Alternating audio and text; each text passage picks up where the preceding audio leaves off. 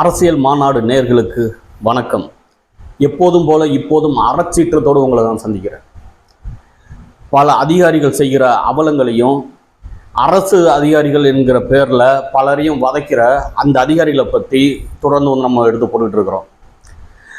அது மட்டும் இல்லாமல் என்ன காரணத்தினால இதெல்லாம் நடக்குது அப்படின்னு சொல்லி கூட நம்ம பேசக்கூடிய ஒரு சூழ்நிலையில் இருக்கிறோம். இப்போ எந்த வேலையில் இருந்தாலும் சரி, ஒரு வண்டி இழுக்கிறவங்களா இருக்கலாம், இல்லை ஆட்டோ ஓட்டுறவங்களா இருக்கலாம், டிரைவராக இருக்கலாம், கண்டக்டராக இருக்கலாம், இல்லை அரசு பணியில் இருக்கிறவங்களா இருக்கலாம், இல்லை பியூனாக இருக்கலாம், எவ்வளோ பெரிய ஆட்களாக இருந்தாலும் சரி, எவ்வளோ ஒரு சின்ன வேலை அப்படின்னு நினச்சி சமுதாயத்தில் சொல்கிற வேலையை மிகவும் கஷ்டப்பட்டு வேலை செய்கிற உடல் உழைப்பாளர்களாக வேணாலும் இருக்கலாம்.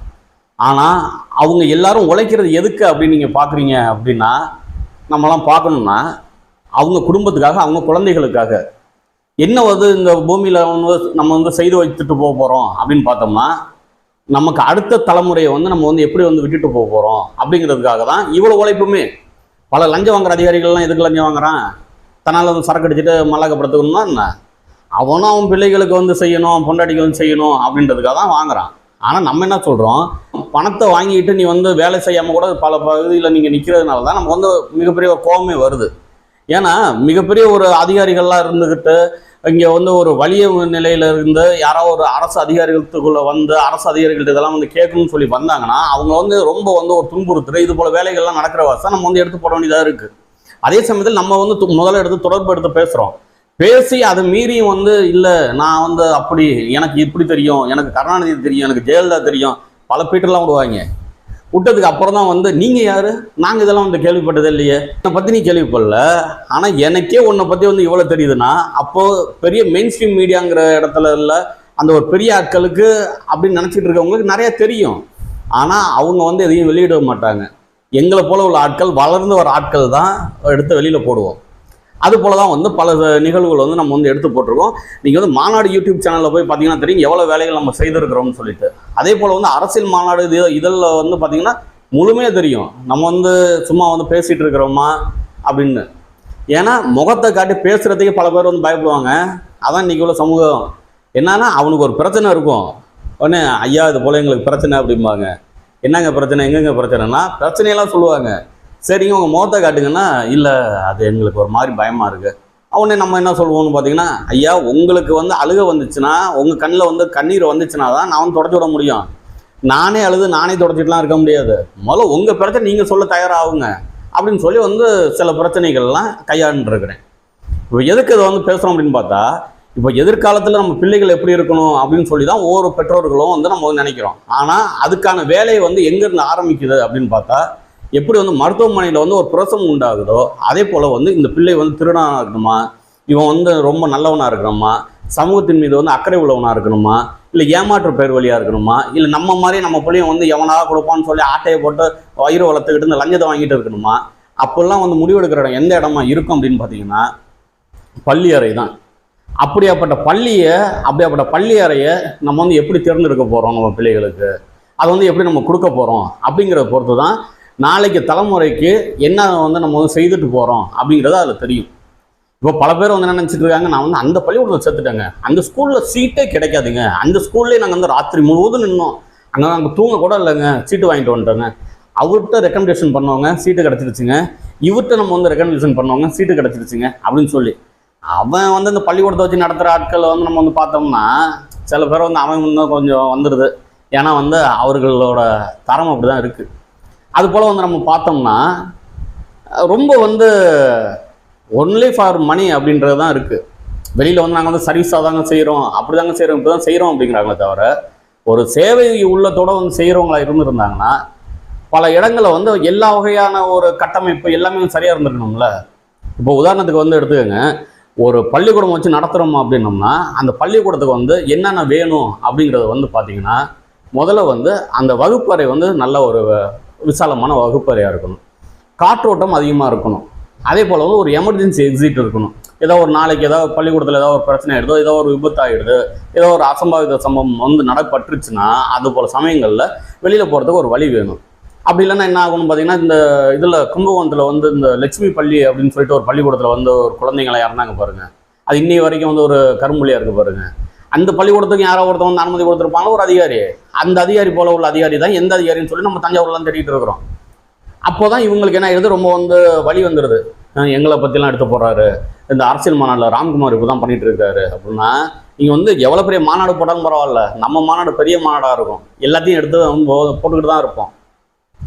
பல பள்ளிக்கூடங்களில் வந்து இது போல் வசதிகள்லாம் இல்லாமல் இருக்குது. இப்போ அரசு பள்ளிக்கூடங்களில் என்ன நடக்கும் அப்படின்னு பார்த்தீங்கன்னா, அரசு பள்ளிக்கூடங்களில் நான் வந்து மிகவும் மதிக்கிறேன். அரசு அதிகாரிகளில் அதிகம் மதிக்கிற வந்து காவல்துறையை மதிப்பேன். அதே போல் வந்து எங்கள் பத்திரிகை துறை அதை நம்ம வந்து மதிப்போம். அப்போல் வழக்கறிஞரை வந்து நான் அதிகமாக மதிப்பேன். அதே போல் வந்து அதிகமாக வந்து நான் நேசித்து மதித்து நிற்கிற வந்து ஆசிரியர் பெருமக்களை வந்து நான் ரொம்ப நேசிப்பேன். ஏன்னா நான் இன்றைக்கி பேசுகிறதுக்கு என்ன மாதிரி வந்து பல பேர் வந்து இருக்கிறதுக்கு உருவாக்குனது வந்து எங்கள் அம்மா அப்பா வந்து எனக்கு பேர் வச்சு என்னை தான் கொண்டு போய் பள்ளிக்கூடத்தில் சேர்த்தாலும் என்னை வந்து நான் யாருன்னு என்னை வந்து உலகு காட்டின வந்து எங்கள் ஐயாக்கா தான், எங்கள் ஆசிரியர் பெருமக்கள் தான். அது போல் தான் ஒவ்வொரு குழந்தைக்குமே. அது போல் பார்க்கும்போது அரசு பள்ளி ஆசிரியர்கள் அவங்க சம்பளம் நீங்கள் இப்படி வாங்குறாங்க அப்படி வாங்குறாங்க, என்னமோ இவங்களாம் வந்து சும்மா வேலை பார்க்குற மாதிரியும், அரசு ஆசிரியர்கள் தான் அதிகமாக வந்து சம்பளம் வாங்குறாங்கிற மாதிரியும் ரொம்ப வந்து அப்படி உருட்டுவாங்க. ஆனால் அதை மீறியும் பார்த்தீங்கன்னா எவ்வளோ ஆசிரியர்கள் வந்து அந்த பிள்ளைகள் படிக்கிற பிள்ளைகள் அத்தனையும் வந்து தாம் பெற்ற பிள்ளைகளை வந்து பார்த்துக்கிட்டு இருக்கிற அத்தனை ஆசிரியர்கள் நான் பார்த்துருக்குறேன். இப்பயும் வாழ்ந்துட்டு இருக்கிறாங்க, நம்ம கூட சம காலத்தில் இருக்கிறாங்க. அங்கே என்ன ஒரு பிரச்சனை ஆகி போயிடுதுன்னு பார்த்தீங்கன்னா, இந்த அரசு ஆளுது இல்லைங்க, இந்த அரசு ஆளுற அரசு வந்து அந்த ஆசிரியர்கள் பற்றாக்குறையை வச்சிருது. அப்படி இல்லைன்னா அரசு பள்ளிக்கூடத்தில் இந்த ஆங்கில வழி கல்வியிலலாம் வந்து மிக சிறப்பான வந்து ஒரு வகுப்பு எடுப்பாங்க அவங்க. ஏன்னா அவங்களுக்கு அந்த போல் ஒரு அர்ப்பணிப்பு உணர்வு இருக்குது அங்கே. அதுக்குன்னு வந்து தனியார் பள்ளிக்கூடத்தில் வந்து ஆசிரியர்கள்லாம் வந்து அர்ப்பணிப்பு உணர்வோடு இல்லை அப்படிலாம் நான் சொல்லலை. ஏன் அப்படி நான் வந்து சொல்லலை அப்படின்னு பார்த்தீங்கன்னா, இவங்கனாச்சும் சம்பளம் வந்து இந்த அளவுக்கு மேலே வந்து வாங்குறாங்க, எவ்வளோ சம்பளம்ங்கிறது தெரியும், அந்த சம்பளங்கிறதுக்கு வேலை செய்கிறாங்க. ஆனால் எனக்கு தெரிஞ்சு தனியார் பள்ளிக்கூடத்துலலாம் ஒரு 5000 ரூபாய்க்குங்க காலையில் 9 மணிலேருந்து சாயங்காலம் 6 மணி வரைக்கும் அந்த பிள்ளைங்க வந்து வேலை பார்த்துட்டு இருப்பாங்க. மிஸ்ஸாக இருக்கிறாங்க பல பேர் நம்ம வந்து பார்த்துருக்கோம். நேற்று ஒரு ஆசிரியர்கிட்ட பேசியிருந்தப்போ கூட அவர்கிட்ட வந்து கேட்டேன். அப்போ அவர் இதுதான் சொன்னார், எவ்வளோங்க அங்கே சம்பளம் அப்படின்னா. அப்போ சொன்னார், இல்லைங்க இது போல் காலையிலேருந்து போவோம், என்கிட்ட படித்த பிள்ளை இப்போ தாங்க அங்கே வந்து ட்ரைனிங் போகுதுன்னு. ஆனால் அந்த பள்ளிக்கூடத்தை வெளியில் என்ன சொல்கிறாங்க, ட்ரைனிங் போகிற பிள்ளைக்கு 5000 ரூபா சம்பளம் கொடுத்து ஆசிரியர் பணியில் சேர்த்து விட்டு வெளியில் பார்க்கும்போது என்ன கேட்டாங்க, எங்கள் ஸ்கூலில் வந்து நாங்கள் அதெல்லாம் வச்சுருக்குறோமுங்க, இதெல்லாம் வச்சுருக்குறோங்க, அப்படி வந்து லிஸ்ட்டு போடுறாங்க. எங்கள் இதில் சிபிஎஸ்சி இருக்குது, அதெல்லாம் சரி, பள்ளிக்கூடம் வைக்கிற அளவுக்கு உனக்கு வந்து தகுதி இருக்குதாங்க, இடவசதி அந்த அளவு இருக்குதா அப்படின்னு பார்த்தா இல்லை. ஆனால் அதை மீறியும் வந்து பள்ளிக்கூடம் நடக்குது, வகுப்பு நடக்குது அப்படின்னோம்னா எப்படி நடக்கும்? இங்கே அதிகாரிகள் வந்து எந்த அதிகாரிகள் வந்து அதுக்கெல்லாம் வந்து உறுதுணையாக போகிறாங்க, உடந்தையாக இருக்கிறாங்கங்கிறதுல தாங்க பிரச்சனை. அதனால தான் நமக்கு என்ன கோபம் வருதுன்னு பார்த்தீங்கன்னா, அந்த அதிகாரிகள் மேலே வந்து அதிகமாக கோபம் வருது. கேட்டால் அவங்களுக்கு நமக்கு என்ன வாக்கியா வரப்பு தகராறா என்ன? அதெல்லாம் ஒன்றும் கிடையாது. இந்த அதிகாரிகள் வந்து கண்டுக்காமல் இருந்துட்டாங்க அப்படிங்கிறதுல தான் நமக்கு வந்து பெரிய பிரச்சனையாக இருக்குது. இங்கே அரசு பள்ளிக்கூடம் நல்ல அர்ப்பணிப்போட சொல்லிக் கொடுக்குற அந்த ஒரு அர்ப்பணிப்பு உணர்வோடு இருக்கிறாங்க. இட வசதி நிறையா இருக்குது, கிரவுண்டு இருக்குது, எல்லாமே இருக்குது. ஆனால் அங்கே வந்து என்ன பார்த்தீங்கன்னா ஆசிரியர்கள் பற்றாக்குறை. இதுக்கு யாரும் காரணம்? அரசு காரணம். எந்த அரசு காரணம்? ஆண்ட அரசும் காரணம், இப்போ ஆண்டுகிட்டு இருக்க அரசும் காரணம். இன்றைக்கி வர இந்த ஆர்டிஐயில் வந்து ஒரு நிபந்தனை வந்து கொடுத்துருக்குதான், அரசு பள்ளிகள் பக்கத்தில் இருந்தால் 25 விழுக்காடு அந்த அதாவது கட்டாய கல்வி உரிமை சட்டம்னு ஒன்று இருக்குது பாருங்கள், ஆர்டிஇன்னு, அதை வந்து தனியார் பள்ளியில் வந்து அனுமதிக்கக்கூடாதான். அப்போ இவங்க என்ன செய்யணும், அந்த 1 கிலோமீட்டருக்குள்ளே வந்து அரசு பள்ளி வந்து நிர்ணயிக்கணும், அது நிறுவனம். அதை விட்டுட்டு வந்து இங்கே அது இவங்களோட தனியார் பள்ளிகளெல்லாம் வச்சு இருக்கிறது ஒட்டு மொத்தமாக வலிச்சு கொண்டு போய் இங்கே தனியார் பள்ளிக்கூடத்தில் வந்து சேர்த்து விட்டு அப்புறம் அரசு பள்ளிக்கூடத்தில் வந்து ஆட்கள் சேரலைங்கிறதும், அரசு பள்ளிக்கூடத்தில் வந்து தரமாக இல்லைங்கிறதும் எல்லாருக்கு மேலேயுமே இதுக்கு வந்து ஒரு குற்றம் இருக்குது. ஏன்னா இப்போ சேர்க்குற நம்மளோட பெற்றோர்கள் சரி, அவங்களும் வந்து என்ன பார்க்கணும்னு பார்த்தீங்கன்னா, நாங்கள் அரசுக்கிட்ட வந்து சேர்க்க போகிறோங்க, அங்கே வந்து யாருமே அங்கே ஆசிரியர்கள்லாம் இல்லைன்னு சொல்லி அவங்களும் போராடணும். ஏன்னா இந்த சமூகம் வந்து என்னால் எப்படி உருவாக்கப்படுதோ, உங்களால் எப்படி உருவாக்கப்படுதோ, அதுபோல் நம்மளால் உருவாக்கப்படுறது தான் அந்த சமூகம். அதுக்கான வேலைகள் நம்ம வந்து தெளிவாக எப்போவுமே செய்யணும். இப்போது ஒரு பிஇடி பீரியட்னு ஒன்று இருக்குங்க. அந்த பிஇடி பீரியட் எத்தனை நிமிஷம்? 45 நிமிஷம். அந்த 45 நிமிஷத்துக்குள்ளே அந்த பிள்ளைகள் வந்து போயிட்டு வராங்கல்ல, அந்த போய் விளையாடுற பிள்ளைகளுக்கு எப்போவுமே வந்து உடல் வந்து ஆரோக்கியமாக வச்சுக்கணும்னு காலப்போக்கில் வந்து அவன் தயாராகிடுவான். தொடர்ந்து வந்து கிரவுண்டு போகிற பிள்ளைகளை பார்த்தீங்கன்னாலே அவன்கிட்ட கெட்ட பழக்கம் அதிகமாக இருக்காது. நீங்கள் பல பேர் சொல்கிறோம், ஸ்கூலில் படிக்கிற வயசில் போய் இந்த கஞ்சா அடிக்கிறான்ப்பா, இந்த புகையிலெல்லாம் தூக்கி வச்சுக்கிறான்ப்பா, தம் அடிக்கிறான்ப்பா, சரக்கு அடிக்கிறான்ப்பான்னு சொல்கிறோம். ஆனால் அந்த பிள்ளைகளை வந்து நீங்கள் கிரவுண்டுக்கு அழைச்சிட்டு போய் பார்த்துருக்கீங்களா? எப்பயிலிருந்து இது போல் பிரச்சனைகள்லாம் வருது? என்னைக்கு வந்து வகுப்பறைகளில் வந்து வெறும் பாடம் மட்டும் சொல்லிக் கொடுக்குற மாதிரி வந்து நம்ம வச்சோமோ, எப்படி இந்த முட்டைக்காக வந்து கோழியை உருவாக்குற மாதிரி வெறும் மதிப்பெண்ணுக்காக மாணவர்கள் உருவாக்க ஆரம்பித்தோமோ, அன்னைக்கு தாங்க இந்த பிரச்சனையை உண்டாச்சு. அதுக்கு முன்னெல்லாம் அப்படி இல்லை, விளையாட்டு கல்வி தனியாக இருக்கும், பிடி ஆசிரியர்கள் இருப்பாங்க. நான் இதை வந்து ஏதோ சாதாரணமாக சொல்லிட்டு போகிறோம் அப்படின்ட்டு இல்லை. நான் பல ஆசிரியர்கள்ட்ட பேசி பல மருத்துவர்கள்ட்ட பேசினதுக்கப்புறம் இதை வந்து நான் எடுத்து சொல்கிறேன். அப்போ எண்ணெயிலேருந்து பிரச்சனை ஆரம்பிக்குதுன்னா, நீங்கள் வெறும் மதிப்பெண்ணுக்காக கொண்டு போய் மாணவர்களை கொண்டு போய் வந்து ஒரு தனியார் பள்ளிக்கூடத்தில் சேர்த்துடுறீங்க. தனியார் பள்ளிக்கூடத்தை வந்து இவங்க சரியாக வந்து நடத்திட்டு இருக்கிறாங்களா அப்படின்னு பார்த்தா வகுப்பு மட்டும் தான் நடத்துகிறாங்களே தவிர அங்கே வந்து கிரவுண்டெலாம் எதுவுமே கிடையாது. பல பள்ளிக்கூடங்களில் கிடையாது, எல்லா பள்ளிக்கூடத்தையும் சொல்ல முடியாது. பல பள்ளிக்கூடங்கள் இங்கே வந்து ஃபேமஸ் அப்படின்னு நீங்கள் சொல்லிட்டு இருக்க பல பள்ளிக்கூடங்களில் கிடையாது. நான் அது போல் பள்ளிக்கூடங்களுக்கு நான் உடனே அடித்து கேட்பேன். அது போல் சில பள்ளிக்கூடங்களில் வந்து கேட்கும்போது அவங்க சொல்கிறாங்க, அவங்க பள்ளிக்கூடத்தில் எவ்வளோ மாணவர்கள் இருக்கிறாங்க, அங்கே வந்து கட்டுமான இதெல்லாம் எப்படி இருக்குது, இதெல்லாம் நம்ம கேட்குறோம் அப்படின்னோம்னா ஒரு சமூகத்து மேலே உள்ள ஒரு அக்கறையில் நம்ம கேட்குறோம். ஆனால் அவர் என்ன சொல்கிறாரு, நான் 30 வருஷமாக வச்சு நடத்திட்டு இருக்கேங்க அப்படின்னா. ஒரு திருடன் இருக்கிறான், ஏய் நீ என்ன நீ 1000 ரூபா திருடுனியாப்பா நீ அப்படின்னு வந்து ஒரு காவல்துறை அதிகாரி கேட்டாருன்னா, இன்னும் இப்போ வந்து கேட்குறீங்க நான் 30 வருஷமாக திருடிட்டு இருக்கேங்க அப்படின்னு எப்படி சொன்னால் எவ்வளோ ஒரு அயோக்கியத்தனமோ அது போல் வந்து பேசுகிறாங்க சில பேர்லாம். அப்போ உங்களுக்கெல்லாம் கிரவுண்ட் இல்லையாங்க அப்படின்னா கேட்டால் நாங்கள் வந்து இங்கே ஸ்டேடியம் கிரவுண்ட் வந்து யூஸ் பண்ணுறோங்கிறாங்க. இதை தஞ்சாவூரில் நீங்கள் ஒன்று பாருங்கள், 45 நிமிஷங்க ஒரு பிடி பீரியடுக்கு. அந்த விளையாட்டு பீரியட் 45 நிமிஷத்தை ஸ்டேடியம் போயிட்டு வரணும்னா அங்கேருந்து ஒரு 3 கிலோமீட்டர் குறைந்தபட்சம் இருக்குது. அவர் சாத்தியமாங்க அது? இது போல தான் பல பள்ளிக்கூடங்களை சொல்கிறாங்க நாங்கள் ஸ்டேடியத்தை யூஸ் பண்ணுறோன்னு. அதுக்கு இப்போ ஆர்டிஐ போட்டிருக்கிறேன். இப்போ போட சொல்லி அதுலேருந்து எடுத்துகிட்டு வந்து எந்தெந்த பள்ளிக்கூடங்கள் எப்படி செய்கிறீங்க அப்படின்னு நம்ம கேட்போம். அது போல் வந்து இந்த அதிகாரிகள் இருக்காங்க பாருங்கள், இந்த டிஇஓ அவங்கள்ட்டலாம் வந்து பேசுவோம் அப்படின்னு சொல்லி இன்றைக்கி வந்து உழைப்பாளர் தினங்கிறதுனால நாளைக்கு பேசுகிறேன் அவங்கள்ட்டலாம். அவங்க மேலேயும் ஒரு ஆர்டிஐ போட்டு வந்து எந்தெந்த பள்ளிக்கூடங்கள் எப்படி எப்படிலாம் நீங்கள் ஆய்வு பண்ணியிருக்கீங்க, இதுக்கெல்லாம் எப்படி நீங்கள் அனுமதி கொடுத்தீங்க அப்படின்னு நம்ம கேட்போம். ஏன்னா என்கிட்ட ஜட்ஜ்மெண்ட் 2 ஜட்ஜ்மெண்ட் இருக்குது. கேரளா நீதிமன்றம் கொடுத்த ஜட்ஜ்மெண்ட் இருக்குது, இங்கே தமிழக அரசுக்கு வந்து தலைமை அதாவது உயர்நீதிமன்றம் கொடுத்த அந்த ஜட்ஜ்மெண்ட்டும் நம்மள்கிட்ட இருக்குது. வழிகாட்டுதல் எப்படி பண்ணணும், எப்படி பள்ளிக்கூடங்கள்லாம் இருக்கணும்னு. இன்றைக்கி முதலமைச்சர் சொல்கிறாங்க, அவங்க பையன் உதயநிதி ஸ்டாலின் வந்து இப்போ விளையாட்டுத்துறை அமைச்சராக இருக்கிறாரு. விளையாட்டை மேம்படுத்துவோம் அப்படின்னு விளையாட்டுத்தனமாக சொல்லிட்டு போயிட்டோம்னா விளையாட்டு மேம்பட்டுருமா? பள்ளிக்கூடத்தில் கிரவுண்ட் இல்லை சார், பல பள்ளிக்கூடத்தில் கிரவுண்ட் இல்லை சார், அதுக்கு அனுமதி கொடுத்துருக்காங்க சார். அது தடுக்காமல் எப்படி சார் சரியாகும்? ஒன்று அந்த பள்ளிக்கூடத்தை வந்து வேறு இடத்துக்கு மாற்றணும், அப்படி இல்லைன்னா அந்த பள்ளிக்கூடத்தை இழுத்து மூடணும். பக்கத்தில் இருக்குல்ல, சுற்றி பள்ளிக்கூடங்கள் இருக்குதுல்ல, அரசு பள்ளிக்கூடங்கள் இருக்குல்ல, அரசு பள்ளிக்கூடங்கள்லேயே ஆங்கில வழியிலையும் இருக்குல்ல, அதில் சேர்த்து விடுவோம். என்ன ஆகிட போகுது? இப்போ பள்ளிக்கூடமே இல்லை அப்படிங்கிற இடத்துல படிப்பு சொல்லி கொடுக்குறது ஒரு தனியார் பள்ளிக்கூடம் இருந்தால் சரி. அதே சமயங்களில் சுற்றி பள்ளிக்கூடம் இருக்குது நமக்கு தனியார் பள்ளிக்கூடம், அதுக்கு பக்கத்தில் வந்து ஒரு 2 பள்ளிக்கூடம் மட்டும் வந்து அரசு பள்ளிக்கூடம் இருந்துச்சுன்னா எப்படி வந்து மாணவர்கள் சேருவாங்க? மாணவர்கள் வந்து சேரணும்னா அங்கே வந்து எங்களுக்கான அந்த ஆசிரியர்கள் வேணும் அப்படின்னு சொல்கிறாங்க. இல்லை தம்பி, நீங்கள் வந்து ஏதோ ஒரு பேசிட்டு போகிறீங்க அப்படின்னா யாரோட வேணாலும் விவாதிக்க நான் தயாராக இருக்கிறேன், எந்தெந்த பள்ளிக்கூடங்கள்னு சொல்லவும் தயாராக இருக்கிறேன். இப்போ இந்த வர மாதம் என்னோட அரசியல் மாநாடு இதழில் எந்தெந்த பள்ளிக்கூடங்கள் தஞ்சாவூரில் எப்படி இருக்குது அப்படின்னு சொல்லி முதற்கட்டமாக எடுத்து போடுவோம். உங்கள் ஊரில் பள்ளிக்கூடங்கள் எப்படி இருக்குன்னு அதையும் நீங்கள் வந்து எடுத்து சொல்லுங்கள். இவ்வளோ வந்து நம்ம வந்து பல விஷயங்கள் வந்து பார்த்து நம்ம வந்து பல விஷயங்கள் வந்து பேச வேண்டிய ஒரு சூழ்நிலையில் நம்ம இருக்கிறோம். ஏன்னா ஏதோ ஒரு செய்தியை வந்து நம்ம பார்க்குறோம், அதை வந்து அப்படியே நம்ம பதிவு பண்ணி இதை வந்து இப்போ வந்து அப்படியே புழுவி தள்ளுவாங்க. ஒரு செடியை நட்டுருப்பாங்க, 5000 மரக்கன்றுகள் நட்டார் அப்படிம்பாங்க. அங்கே 5000 மரக்கன்றுகள்னால் அடுத்த வருஷமாக அதை தான் நடுவாங்க. அப்போ இது வந்து ஒரு சம்பிரதாயமாக நம்ம வந்து செய்தி பண்ணிட்டு போயிட முடியாது. அதிகாரி இதை செய்கிறாங்கன்னா அவங்க வருத்தப்படணும், நம்ம வந்து செய்தி போடுறதில்ல, இதை வந்து திருத்திக்கணும் அப்படின்னு சொல்லி நம்ம செய்தி போடுறோம். இல்லை நான் வந்து எனக்கு அவரை தெரியும் எனக்கு இவரை தெரியும்னா, உனக்கு எவரை தெரிஞ்சாலும் அதை பற்றி எனக்கு கவலை இல்லை. எனக்கும் எல்லாத்தையும் தெரியும், எல்லாருக்கும் என்னையும் தெரியும். அதனால வந்து ஒரு சமூக அக்கறையோட வந்து வகுப்புகள் நடத்தணும், சமூக அக்கறையோட பள்ளிக்கூடங்கள் நடத்தணும். அதிகாரிகள் போய் முதல்ல ஆய்வு செய்யணும். இப்போ வந்து தேர்தல் சமயத்தில் போய் நம்ம வந்து பார்த்தோம் பாருங்க, அந்த ஒரு 4 ஊர் வந்து தேர்தல் புறக்கணிப்பு பண்ணதை வந்து சரி பண்ணிவிட்டு அதுக்கப்புறம் திருப்பி இங்கே வந்து எங்கள் அம்மா ஓட்டு போட வரும்போது ஒரு பள்ளிக்கூடத்தில் வந்து பார்க்குறேன், குடிக்க தண்ணி இல்லை ஓட்டு போட போகிற அந்த வாக்காளர்களுக்கு அந்த லட்சத்தெல்லாம் இருக்குது. கேட்டால் வந்து சார் முதல்ல வந்து என்னை யாருன்னு தெரியாமல் அவர் சொல்கிறாரு, சார் இது நீங்கள் காலையிலே சொல்லியிருக்கலாம்ல, அப்புறம் என்னது நீ சம்பளம் வாங்குற அப்படின்னு கேட்டேன். ஆனால் அதுக்கப்புறம் வந்து இல்லை சார் சாரி சார் நீங்கள் யார் சார் பேசுகிறீங்க அப்படின்னு சொல்லிட்டு அதுக்கப்புறம் நான் சரி பண்ணுறேங்க அப்படின்றாங்க. அப்போ எதுக்கு இதெல்லாம் சொல்கிறோம்னா, உங்கள் நிர்வாகத்தில் வந்து எவ்வளோ ஒரு குளறுபடிகள் இருக்குது பாருங்கள். இந்த குளறுபடியான இடங்கள்ல பெற்றோர்கள் வந்து மாணவர்கள் சேர்க்குற மூலம் நிறுத்தணும். ஏன் அடிச்சு பிடிச்சிட்டு அங்கே போய் சேர்க்குறீங்க? வேறு பள்ளிக்கூடமே இல்லையா உங்களுக்கு? எது போனாலும் கிடச்சிருங்க. உங்கள் பிள்ளைகள் வந்து அந்த ஒரு நல்ல பழக்க வழக்கங்கள் போயிடுச்சுன்னா வந்து திருப்பி கிடைக்காது. சில இடங்கள்லாம் மனநோயாளி மாதிரி இருக்கிறாங்க. ஒரு அரசு பள்ளியோட ஒரு ஆசிரியர் என்கிட்ட வந்து பகிர்ந்துட்டு, அவர் பேர் நம்ம சொல்ல முடியாது ஏன்னா இப்போ அவர் டியூட்டியில் இருக்கிறாரு. அவர் வகுப்பில் வந்து 6வது படிக்கிற மாணவன் வாயில் வந்து அந்த ஹேண்ட்ஸ் அதை வந்து வச்சுக்கிட்டு அந்த புகையில வைக்கிற அந்த பழக்கம் இருந்திருக்கு போல இருக்கு. ஆனால் யார்ட்டையும் எந்த இதுவும் செய்ய மாட்டானா, சேட்டை பண்ண மாட்டானா, பொம்பளை பிள்ளைங்கள்ட்ட எதுவும் இதெல்லாம் பண்ண மாட்டானா, ஆனால் படிப்புலையும் ஒன்றும் இருக்க மாட்டான், அப்படி குறுகுறுன்னு இருந்துருக்கான்.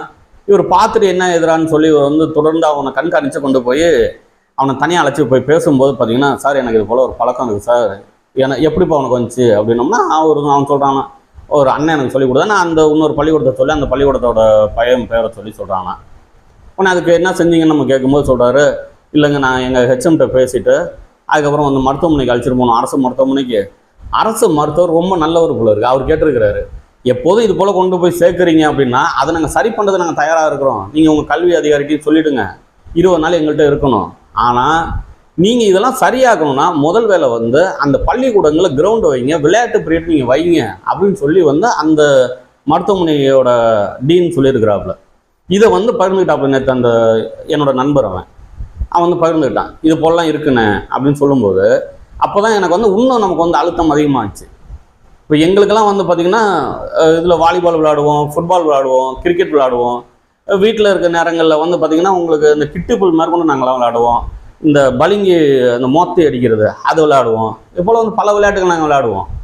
ஆனால் இன்றைக்கி வந்து பிள்ளைகளுக்கு வந்து அந்த விளையாடக்கூடிய அந்த ஒரு எண்ணமே இல்லாமல் போயிடுச்சு. அந்த பழக்கம் தான் இன்றைக்கி போய் எல்லாத்துலேயும் விளையாண்டுட்டு இருக்க முடியாதுங்கிறதுனால சிலம்பம்லாம் நாங்கள் வந்து வச்சு கற்றுக்கிட்டு அதை வந்து நாங்கள் வந்து தொடர்ந்து பயிற்சியெல்லாம் எடுக்கிறது காரணம் என்னென்னா, பின்னாடி வந்து என்ன நான் வரணும் அப்படிங்கிறத முன்னாடி வந்து எங்கள் ஆசிரியர்கள் எங்களுக்கு சொல்லிக் கொடுத்தாங்க. அதை வந்து தான் எடுத்து இன்றைக்கி வந்து யாருக்கும் பயப்படாமல் நம்ம என்ன அடிக்கிறோம், என்ன காரணம், செய்தி ஒன்று அடிக்கிறோம்னா இப்போ இது போல் செய்தியெல்லாம் போடுறோம்னா எவ்வளோ எதிர்ப்புகள் வருங்கிறத சாதாரணமாக இந்த ஃபீல்டில் உள்ளவங்களுக்கு தெரியும். நமக்கெல்லாம் வந்திருக்கு அது போலலாம் பல தடவை. அதெல்லாம் எனக்கு வந்து ஒரு விளையாட்டாக இருக்கும். அப்படி வரலைன்னா தான் எனக்கு கோவம் வரும், என்னடா அது இவ்வளோ ஒரு செய்தி பண்ணுறோம், எவனுக்குமே சொரணை இல்லாமல் உட்காந்துருக்குறான் அப்படின்ட்டு. இது போல் வந்து பல இடங்கள்லாம் மிரட்டல் உருட்டெல்லாம் வரும். ஆனால் அதை மீறி நம்ம வந்து என்ன செய்கிறோம்னா அந்த மிரட்டுறாமல் உருட்டுறாமல் பாருங்க, அவங்க பிள்ளைகளுக்காக தான் நம்ம உட்காந்து பேசுகிற ஒரு சூழ்நிலையில் இருக்குது. ஏன்னா இந்த அதிகாரிகள் சரியாக இருந்துட்டா இது போல் வந்து யாராவது வந்து ஒருத்தவங்க பள்ளிக்கூடத்தை வந்து கேட்குறாங்கன்னா எப்படிங்க உங்களுக்கு வந்து பள்ளிக்கூடம் நடத்துவீங்க, அங்கே என்ன கிரவுண்ட் இருக்குது, ஏதாவது நீங்கள் கேட்கணும்ல. இன்றைக்கி குற்ற சமூகம் வந்து அதிகமாக உண்டாகுது, போதைப் பொருளுக்கு வந்து பிள்ளைகள் வந்து அடிமையாக வராங்க. அதுக்கு என்ன காரணம், அவன் உடம்பை பற்றி அவனுக்கு கவலையே கிடையாது. அது சின்ன பிள்ளையில தான் அப்படியே மாறி மாறி மாறி அவனை வந்து ஒரு மன அழுத்தத்துக்குள்ளே கொண்டாந்ததுக்கப்புறம் அவனுக்கு என்னென்னா கையில் செல்ஃபோன் கிடைக்குது, செல்ஃபோன் எடுத்து நோண்ட ஆரம்பிச்சிடறான்.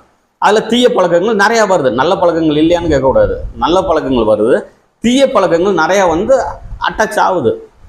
அதுக்கப்புறம் வந்து அவனுக்கு பெருசாக ஒரு நண்பர் வட்டாரம் இல்லாமல் போயிடுது. அதுக்கு அவன் வெளியில் கிரவுண்டுக்கெலாம் போனோன்னா அந்த ஒரு நட்பு வட்டம்லாம் இருக்கும். அதெல்லாம் வந்து பார்த்திங்கன்னா ஒரு 15 ஆண்டுகளுக்கு முன்னாடிலாம் பார்த்திங்கன்னா அந்த கிரவுண்டில் போய் நின்றுக்கிட்டு அவன் போய் விளையாடுறது, திருப்பி வந்து அந்த கிரவுண்ட்லேயே வந்து அவங்க சுற்றிட்டு இருக்கிறது, அந்த ஒரு என்னைக்கு லீவுன்னு ஒன்று கிடச்சிருச்சா அன்றைக்கி கிரவுண்டு போயிடுவாங்க. ஏன்னா அவன் பள்ளிக்கூடத்தில் வந்து கிரவுண்டுக்கு போயிருப்பான், அடுத்தது கிரவுண்டு போவான். இப்போலாம் அது அதிகமாக பார்க்க முடியல. எங்கேயுமே கிரவுண்டில் போய் எல்லா பசங்களும் உட்காந்துருக்காங்க. பல இடங்களில் நான் பார்த்துருக்குறேன், பீர் பாட்டிலோட உட்காந்துருக்குறேன். அதுக்காக நம்ம வந்து இங்கே வந்து பேசிகிட்டு இருக்கிறோம், அதுக்காக தான் நம்ம வந்து அரசு வச்சு நடத்திட்டு இருக்கிறோமா, அதுக்காக தான் அதிகாரிகள் இருக்கிறாங்களா?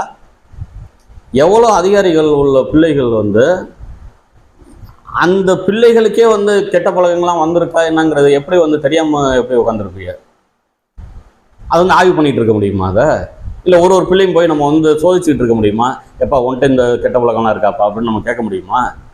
அப்போ இதுக்கெல்லாம் என்ன அடிப்படை காரணமாக இருக்குன்னா, தன் உடலை வந்து மிகவும் அழகாக வச்சுக்கணும், ஒரு வலிமையாக வச்சுக்கணும் அப்படின்ற எண்ணம் வேணும்னா அவனுக்கு வந்து முதல்ல வந்து விளையாட்டு தேவைப்படுது. அந்த விளையாட்டு எங்கேருந்து வரணும் அப்படின்னு பார்த்தீங்கன்னா அந்த பள்ளிக்கூடங்கள்லேருந்து வரணும். அப்படியான பள்ளிக்கூடங்கள் இல்லைன்னா அந்த பள்ளிக்கூடங்கள் இல்லாமல் பண்ணிடணும். அதுக்கு அதிகாரிகள் தயாராக இருக்கணும். இது போல் பள்ளிக்கூடங்கள் வச்சுருக்கிறவங்க பக்கத்தில் எங்கேயாவது கிரவுண்டு இருந்துச்சுன்னா அதுக்கு பக்கத்துலேயே காட்டணும். நீங்கள் வந்து பாகிஸ்தானில் காட்டிகிட்டு இருக்கக்கூடாது. இந்த 3 கிலோமீட்டருக்கு அந்தாண்ட வந்து நான் கிரவுண்டு வச்சுருக்கிறேன், 5 கிலோமீட்டருக்கு அந்தாண்ட நான் கிரவுண்டு வச்சுருக்கிறேன், எனக்கு ஐயா கருணாநிதி தெரியும், எனக்கு ஜெயலலிதா தெரியும் அப்படின்னா அது சரிப்பட்டு வராது. அப்புறம் கருணாநிதி ஜெயலலிதா இருக்கிற இடத்துக்கு நீங்களும் போய்க்க வேண்டியதான். அப்புறம் அது புரிஞ்சுக்கிட்டு இந்த அதிகாரிகளும் இந்த பள்ளிக்கூடம் வச்சு நடத்துகிறவங்களும் புரிஞ்சுக்கிட்டு சரியான ஒரு வழிகளை மாணவர்கள் காட்டணும். அதே போல் பெற்றோர்கள் என்ன செய்யணும்னா இது போல் இருக்கிற பள்ளிக்கூடங்களை சேர்க்காம ஒரு சரியான ஆசிரியர்கள் நிறையா பேர் இருக்கிற அதை ஒரு இத்தனை மாணவர்களுக்கு இத்தனை ஆசிரியர்னு கணக்கு இருக்கு இல்லையா, அது போல் உள்ள பள்ளிக்கூடங்களை சேர்க்கணும். அது போல் வந்து காற்றோட்டம் உள்ள பள்ளிக்கூடங்களை சேர்க்கணும். அதே போல் அங்கே வந்து கிரவுண்டு இருக்கணும் முக்கியமாக. அது போல் உள்ள பள்ளிக்கூடங்களில் அந்த விளையாட்டு வந்து எங்கே சொல்லிக் கொடுக்குறாங்களோ, விளையாட்டு பீரியட் யாரெல்லாம் விட்றாங்களோ அந்த பள்ளிக்கூடத்தில் சேர்க்கணும். அந்த பிள்ளைகளையும் பாருங்கள். சாதாரணமாக வந்து இந்த முதல் மதிப்பெண் எடுத்தவன் அப்படின்னு சொல்லி பல பேரை கொண்டாந்து நிப்பாட்டு வைங்க. இந்த தனியார் பள்ளிக்கூடத்தெல்லாம் படிச்சுட்டேன் அவனையும் பாருங்கள், எவன் வாழ்க்கையில் நல்லா இருக்கான்னா அவன் பணத்தை சம்பாதிச்சிருப்பான். ஆனால் இவன் மட்டும்தான் வந்து பழக்க வழக்கத்தை சம்பாதிச்சிருப்பான். இவன் தான் வந்து குடும்பத்துக்கு சமூகத்துக்கு தேவையானவனாக இருப்பான். அதுபோல் வந்து சமூகத்துக்கு தேவையான அந்த பிள்ளைகளை உருவாக்கக்கூடிய கடமை எனக்கு மட்டும் இல்லை, நமக்கு இருக்குன்னு நான் தெரிவிச்சுக்கிறேன். நன்றி, வணக்கம்.